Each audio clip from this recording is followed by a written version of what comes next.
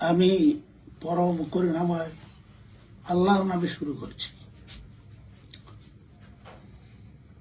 বেশ অগাস্টের 5 তারিখের পর থেকে আমরা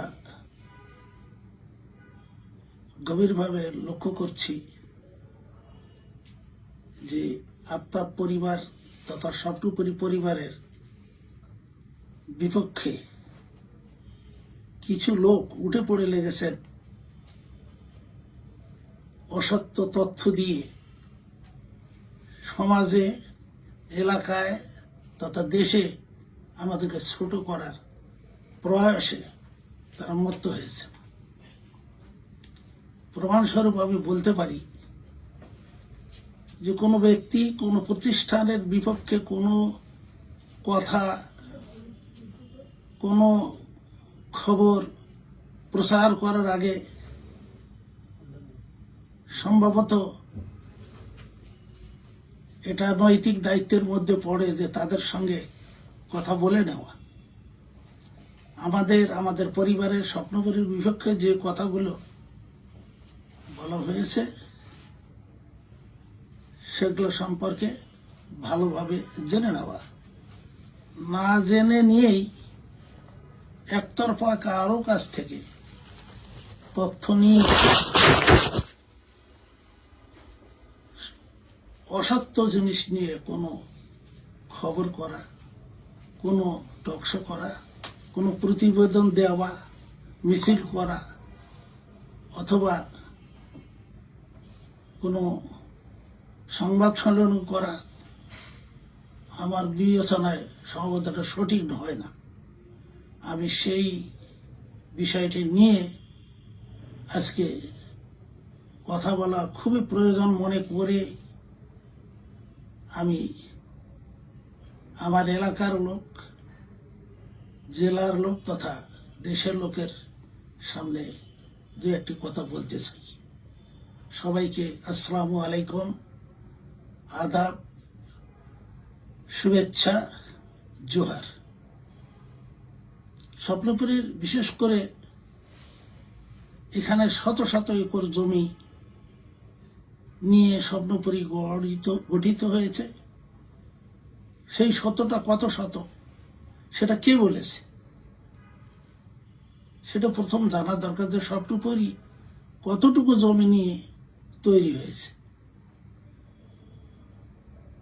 তো এখানে এই প্রকল্পটি তাদের ভাষ্য মতে 90 সালের দিকে এটি প্রতিষ্ঠা শুরু হয়ে আজ পর্যন্ত সেখানে কার্যক্রম চালু আছে। যে সময় বাংলাদেশের কোথাও ব্যক্তিগত উদ্যোগে কোনো পিকনিক কর্নার বা বনভোজন কেন্দ্র কেউ তৈরি করেনি। সেই সময় একটা অত্যন্ত দেশের মধ্যে সবচেয়ে একেবারে সে নিভৃত পল্লীতে একটি প্রকল্পে আমি হাত দিই, কারণ ওখানে আমার পিতা তার ব্যক্তিগত ফার্ম ছিল পূর্বে থেকেই, ফিশারিজ, ডায়েরি, ডাকারি, অর্চার্ড ছিল, যেটা আমাদের বাড়ি থেকে প্রায় 2.5 কিলোমিটার দূরে অবস্থিত হওয়ায় উনি ফেল করে জায়গাটি আমাদের পড়েছিল। সেই জায়গাটিতেই আমি প্রথম শুরু করি। তো আদিবাসী এলাকার সঙ্গে লাগা আছে, মুসলমান পল্লীও আছে, আদিবাসী পল্লীও আছে। স্বপ্নপুরীর সঙ্গে যারা জমি যাদের ছিল তারা স্বেচ্ছায় যারা বিক্রি করেছে, এমনও দিন গেছে যে জমি কিনবই না, তারপরেও জোর করে আমাদেরকে দিয়ে গেছে। এই সমস্ত জমি ক্রয় করে দলিল আছে, দাদা দিয়ে গেছে, বাপই বিক্রি করে গেছে, দাদাই বিক্রি করে গেছে। আজকে যে সংবাদ সম্মেলনে বারবার এসে দাদার কথা, রেকর্ডের কথা বলে, সে কতটুকু জমির ভাগ পাবে? ওই পাড়ায় তো আরো অনেক আদিবাসী আছেন, তারাও কিন্তু জমি বিক্রি করেছে। তো তারা তো সম্মুখে আসতেছেন না বা বলতেছেন না যে আমরা আমাদের কাছ থেকেও জমি কেড়ে নিয়েছে, জোর করে নিয়েছে। এখানে অনেকগুলো জমি তার দাদা নিজে দিয়ে গেছে, তার বাপও দিয়ে গেছে, তার চাচাও দিয়ে গেছে, তার বাপ দাদা মারা গেছে। এখন ফারাজ করলে উনি নিজে কতটুকু জমি পাবেন সেটা কিন্তু এখনো বলেনি। এ ব্যাপারে একটি মামলাও দায়ের করেছেন উনি, একটি, যেটা আমরা জানি, আমাদের কাছে নোটিশ এসছে। আমার কথা হলো এই মামলায় যদি জমি সে পায়, তো এদেশের প্রেসিডেন্ট, প্রধানমন্ত্রীর প্রেসিডেন্ট হোক না কেন, আইনের উপর দেখলে তো আমরা কেউ নই, সে জমি অবশ্যই ছেড়ে দিতে হবে। এই বিষয়গুলো তো যারা এইগুলো নিয়ে নাড়াছাড়া করবেন তাদের কাছে আমার বিনীত অনুরোধ, যেখানে ঢাকা ছাপার কিছু নেই, আপনারা তথ্য চাইলে আমরা আপনাদেরকে এটা সরবরাহ করব। আপনারা আসেন, দেখেন এখানে আদিবাসীর কতগুলো জমি নেওয়া হয়েছে, কিভাবে নেওয়া হয়েছে, কিভাবে তারা দখল দিয়েছে। আমরা প্রভাবশালী, এই তো আওয়ামী লীগ 15 বছর এই টার্মে ছিল, কিন্তু প্রকল্পের বয়স আমাদের কত, এর মধ্যে তো 111 গেছে। তখন খালেদা জিয়া এবং হাসিনা যদি জেলখানায় যেতে পারে, তো দেলোয়ার চেয়ারম্যান বা শিবলি সাদিকের মতো লোকের বিচার হতো না? এরা তখন বসে থাকলে কেন? তখনও কারো বিচার দিল না। আমার কথা হলো, এই সমস্ত অসত্য কথা বলে লোককে বিভ্রান্তির মধ্যে ফেলায়, বরং ওখানে আদিবাসী 4টা উপজেলায় আছে। আমি চেয়ারম্যান থাকা অবস্থায় কোনো আদিবাসীর মুখে না শুনে কোনো কাগজে, তাদের বিকৃত জমির কাগজে সইও করিনি। নিজের মুখে শুনতাম, লোক পাঠিয়ে দেখতাম যে ভুল ভ্রান্তি হচ্ছে কিনা, এদেরকে ঠকাচ্ছে কিনা। এইভাবে আদিবাসীদেরকে নিয়েই আমাদের এই এলাকায় অবস্থান।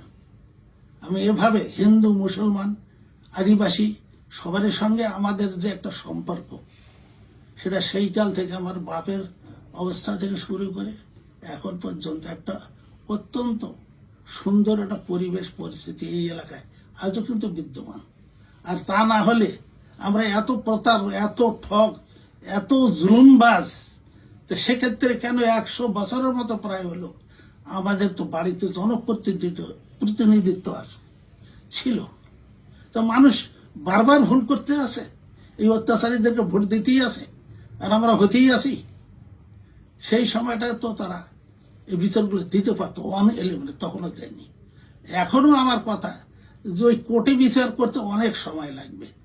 যারা আপনারা আগ্রহী, যারা ওদেরকে সাহায্য করার জন্য আপনারা নিবেদিত প্রাণ, আসেন, কোনো কোর্ট কাছারি লাগবে না, কাগজপত্র নিয়ে বসি যে জমিটা তারা পাবে আমরা ছেড়ে দেব, কোনো আমাদের দাবি দেওয়া নেই। অন্যায়ভাবে কারো জমি নিয়ে, আমার বাপ বরাবর বলেছেন, টাকা দিয়ে জমি নিবে, সেখানে লাঙ্গল যাবে, লাঠি যাবে না। সেই নীতি অনুসরণ করে আমাদের জমি ক্রয়। হ্যাঁ, জমি কিনতে গিয়ে, আদিবাসীদের জমি কিনতে গিয়ে অনেক ভেজাল আছে, ভেজাল হয়, পারমিশনের ব্যাপারে সঠিকভাবে সহজে পাওয়া যায় না। এরকম 2-4 বিঘা জমি হয়তো এড়াইতে পারে, কিন্তু প্রশ্ন হলে সেটা এই জমিগুলো দখল তারা কবে দিয়েছে? এখানে তার কাটাই ছিল, এই তো কিছুদিন আগে ধরেন যে আমরা এই প্রাচীর টাচে দিয়ে এটাকে বাউন্ডারি সম্পন্ন করলাম, তার আগে তো তার কাটাই ছিল। যদি তাদের জমি হবে, যদি তারা জমি পাবে, সেটা তো লোকাল চেয়ারম্যানকে বিচার দেয়। আপনারা যারা উদ্যোগ নিয়েছেন তারা আসেন, এখানে কিছু লাগবে না, আপনারা শুধু বুঝাই দেবেন যে এই জমিটা ওরা পাবে, আমরা ছেড়ে দেব। অনেকে মনে করেন যে এখানে খাস জমি বহুগুলো দখল করা হয়েছে। তো ভূমি প্রশাসনের যারা আছেন এবং যারা এই কথাগুলো বলেন, তাদের কাছে যদি এমন প্রমাণ থাকে যে 1 শতক জমি এখানে খাস আছে এবং খাস ভিস্টেট আছে, তাহলে স্বপ্নপুরী গোটাটাই আপনারা নিয়ে নিন, প্রমাণ করতে পারবেন যে এইটা খাস আপনারা দখল করে আছে। বরং আমি বলি, ওই খালিদপুর মৌজায় যেখানে স্বপ্নপুরী অবস্থিত, সেখানে ফরেস্টের দাবি মোতাবেক 800 একর মতো জমি আছে, যার 500 একর জমি কোনো ক্লেম নাই, খাস, যেখানে আজ পর্যন্ত 1 শতক জমির দখলও নাই ফরেস্ট ডিপার্টমেন্টে, অথবা একটা গাছও নাই, এমনকি শাল গাছ তো পরের কথা, লাগানো গাছও নাই। বরং স্বপ্নপুরীতে এখনো শাল গাছ আছে, সেটা আমাদের তত্ত্বাবধানে জোতের জমি হিসাবে আমরা রক্ষণাবেক্ষণ করেছি হিসাবে আজও শাল গাছ আছে। এবং স্বপ্নপুরী তো আমরা তৈরি করেছি। ফরেস্ট ডিপার্টমেন্টের দাবি ইদানিং যেটা দেখলাম যে 20 একরের মতো তারা বলছে যে আমাদের এইটা রিজার্ভ ভেস্টেড। তো আমার কথা হলো, আপনার রিজার্ভ ভেস্টেড কেমনে করলেন? আমরা জোত একটা খাজনা খারিজ দেখে জমি ক্রয় করেছি, তখন আপনার এটা বাধা দিলেন না, ভূমি সংস্কার করলেন না। আমরা যারা ক্রেতা আমাদের অপরাধ। আমরা জমি কিনেছি, জমি কিনে তার দলিল দস্তবে সবকিছু আছে। তো জোরদার জানলো না যে একটা জমি অধিগ্রহণ হলো না, অথচ সেটা ভেস্টেড। তারা বলছে যে আমরা এইটা রিজার্ভ ভেস্টেড করেছি। রিজার্ভ ভেস্টেড করুক, অধিগ্রহণ করুক, তার তো একটা নিয়ম আছে। মূল মালিক যদি সেইটা না জানতে পারে, এটা কি বৈধ হবে? এটা আমার প্রশ্ন। যদি বৈধ হতো তাহলে তো আমরা জমি কিনতে যেতাম না। আমরা তো এই জমিগুলোর মালিক হয়েছি কেনা সূত্রে, আমরা তো দখলদার নই। অন্য লোক তাদের পৈতৃক ভিটে সম্পত্তি তারা দখলে আবাদ করতো দেখে দেখে। অনেক জমি এখন আমার এক্সচেঞ্জ করা আছে। সব জমি যে আমরা কিনেছি তা তো না। অন্য আমার পৈতৃক ভিটে অন্যখানে বদল দিয়েছি, ভালো জমি দিয়ে। এই সমস্ত জঙ্গলের জমি আমি নিয়েছি, নিয়ে সেখানে কি করেছি? ফরেস্ট কি করতে চায়? পরিবেশ বান্ধব গাছ লাগাতে চায়। এইখানে যে গাছটা আছে ওই মৌজায় আর কোথাও ফরেস্টের একটা গাছ কি আছে? একটা গাছও নেই। আমি ওখানে গাছ দিয়েই এই স্বপ্নপুরীকে সাজিয়েছি। এবং সে কি রকম গাছ, যে ফরেস্ট ডিপার্টমেন্ট এমন কোনো বীজ সংগ্রহ করতে গেলে স্বপ্নপুরীর স্বর্ণাপন্ন তাদের হতে হয়। তারা পরিবেশ বান্ধব যে গাছ লাগায় নেই সেটা কিন্তু আমরা করেছি। আমরা ইউক্যালিপটাস অথবা আকাশমণির বাগান করিনি। আমরা যে সমস্ত ফল হারিয়ে যাচ্ছে সেই সমস্ত ফল, সেই সমস্ত ফুল, সেই সমস্ত গাছ, বড় বড় বট গাছ ইত্যাদি যেগুলো হারিয়ে গেছে, আমরা সেগুলোই রোপণ করতেছি এবং লাগাচ্ছি এবং পরিচর্যা করতেছি। অনেক গাছের মধ্যে বড় হয়ে গেছে। অর্থাৎ আমার প্রকল্পটি পরিবেশ বান্ধব, এটা পরিবেশের বাইরে নয়। তো ফরেস্ট যে কাজটি করতে পারেনি সে কাজটি আমি করেছি বা আমরা করছি। এবং আমার ধারণা যেখানে আমার পুরস্কৃত হওয়ার কথা সেখানে পুরস্কৃত না হয়ে তিরস্কৃত হচ্ছে। বরং ফরেস্টের জমি, ওই খাস জমিগুলো আমাদেরকে দিলে আমরা গাছ লাগিয়ে দেখাই দিতে পারি যে গাছ কেমনে যত্ন করতে হয়, কেমনে লাগাতে হয়, কেমনে রক্ষা করতে হয়। এটা তো এই স্বপ্নপুরী যে আজকে আমরা করেছি, যে বাংলাদেশের প্রথম, এই দেখে কত এখন বাগান তৈরি হয়েছে, কত লোকের অন্য সংস্থানের একটা কর্মক্ষেত্রের ব্যবস্থা হয়েছে। এখান থেকে কত রেভিনিউ সরকার পাচ্ছে, কি ট্যাক্স ভ্যাট সব মিলায়। তো আমরা তো সরকার বা দেশের মানুষের, এই এলাকার যত গরিব লোক ছিল তাদের কত অন্য সংস্থানের ব্যবস্থাটা কিভাবে হয়েছে। তো অত বড় একটা প্রকল্প, আপনি সারাদিন কাজ করবেন, সন্ধ্যায় বেতন নিয়ে চলে যাবেন, শুধু মানুষের কথা চিন্তা করে এগুলো করা হয়েছে। তো সুতরাং তারপরেও যদি এই দেশবাসী মনে করে, এই জেলাবাসী যদি মনে করে যদি এইটা দেশের জন্য, জনগণের জন্য এটা খারাপ, বুলডোজার দিয়ে ভেঙে দেন, আমাদের আপত্তি নেই।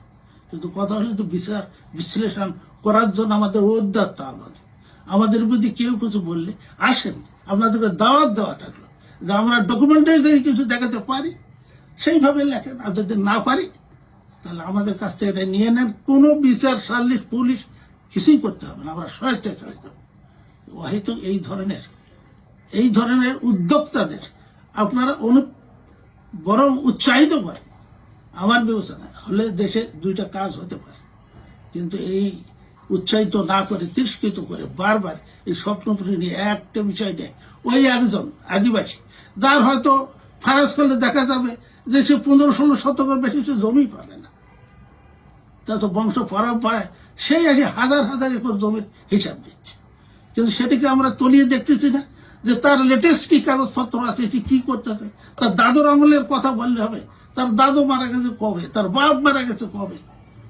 এই বিষয়গুলো তো ভাবতে হবে, দেখতে হবে, বুঝতে হবে। বুঝার পর এবং স্বপ্নপুরী নিয়ে যদি আরো এরকম অনৈতিক কোনো কাজ কথা থাকে আপনারা আসেন, দেখেন এখানে কিছু কাজ করার জন্য, দেশের মানুষের, এলাকার জন্য কিছু করার আফতাব ডাক্তার তখন থেকে চেষ্টা করেছেন, একটা গঞ্জ করেছেন যেখানে এতগুলো সরকারি অফিস আছে, কোন অফিস বলতে পারবে না স্কুল কলেজ মাদ্রাসা যেটা তার জমির উপরে নাই। ইদানিং যে পুলিশ ক্যাম্প হবে একটা, সেইখানে ৭৭ জমি আমরা লিখে দিয়েছি, চাষাই ভাজিতে লিখে দিয়েছি, যেটা 5 কোটি টাকা যার মূল্য আছে, সেখানে পুলিশ ক্যাম্প হবে। তা আমরা যেখানে এ ধরনের কাজ অব্যাহত এখনো আছে, করতে আছি এলাকার লোকের জন্য, উন্নয়নের জন্য।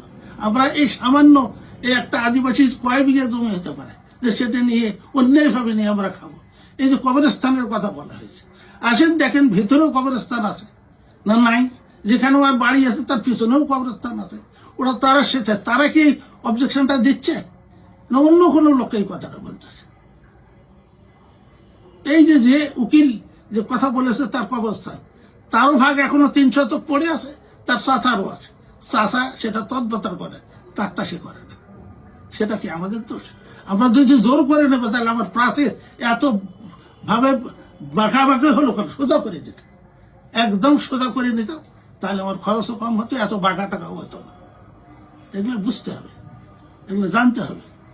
এগুলো না জেনে যে আপনারা নিউজ করবেন, কথা বলবেন, সমালোচনা করবেন, ইউটিউবে ছাড়বেন, আপনাদের কাছে আমরা বিনীত অনুরোধ, কিছু কাজ করতে যান।